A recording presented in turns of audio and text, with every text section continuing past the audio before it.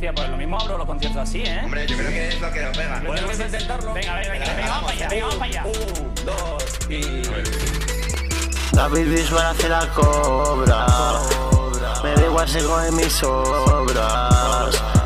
David Bisbal hace la cobra. Me da igual si coge mis sobras. Con el pelo largo y con los rizos, con el pelo largo y con los rizos. Y lo de la barba ha crecido, bien, va contigo. Y lo de la barba ha crecido, bien, va contigo. Un cambio radical. Entraste a un programa, un cambio radical. Entraste a un programa con el pelo largo y con los rizos, David Bisbal, mucho pop por sus venas. Mi rap se sale, su pop es mierda. ¿Quién prefieren? ¿Al Luisitos o a esta leyenda? Que me lo como, que me la coma, que me se sale la carcoma. ¿Qué pasa pues? Que es historia de la mala hierba, huele a marihuana. David Bisbal hace la cobra. Me da igual si coge mis sobras. David Bisbal hace la cobra. Me da igual si coge mis sobras.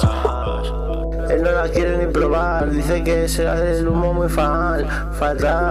¿Cómo vas a comparar ese vagabundo con este experto rey del mundo? La verdad es que Bisbal y Pocahontas no asomarán nunca las letras, como son de inútiles y basureros. ¡Vámonos!